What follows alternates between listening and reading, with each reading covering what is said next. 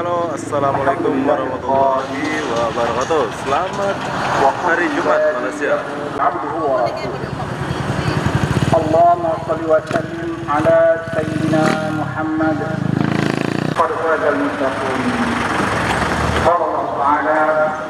Oke. Ya ayyuhallazina amanu taqullaha haqqa tuqatih wa la tamutunna illa wa antum muslimun. Dan yang dirahmati Allah Subhanahu wa taala.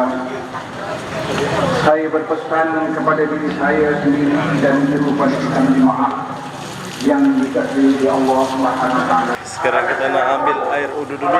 Sudah lama dah. Ini tandas, bukan tempat ambil air wudhu. Sini tempat ambil air wudhunya kayak gini. Assalamualaikum warahmatullahi wabarakatuh. Sekarang aku lagi di Masjid Empang. Pada hari ini Masjid Kesuruin. Masjid ya? Masjid apa? Pandanjaya. Masjid Pandanjaya. Oke, ini Masjid Pandanjaya. Sekarang aku nak ambil air wudhu. Kita boleh ambil air wudhu kayak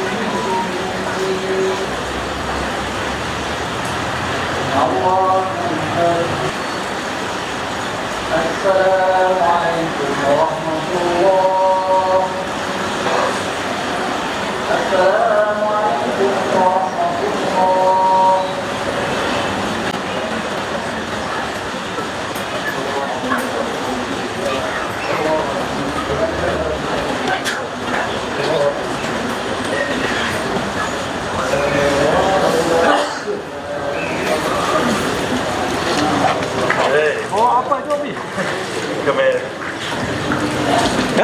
Budak kecil. YouTube nanti. Ya. Nanti aku tengok Obi kan. Nanti sedap. Rezeki kamu bertambah. Amin. Wah. Amin amin ya rabbal alamin. Terbaik lah kau punya motor ini. Tapi kena stop dulu. Kenapa ada ini? Ini Ada ranjang lagi. tempat barang ini. Nanti helmet ada lagi. Oh, oke lah. Bye bye. Bye. Wah. Murah kali harga motor di Malaysia ya. 9 juta, Bro. Assalamualaikum. 9 juta saja kalian boleh dapat. Oke. Jadi itulah suasana sholat Jumat di Pandanjaya. Oke, kalau kalian mau buat rambut boleh jumpa bos nih di Pandanjaya. Oke, jadi apapun benda saya mau akhiri video ini sampai sini. Assalamualaikum warahmatullahi wabarakatuh. Bye bye.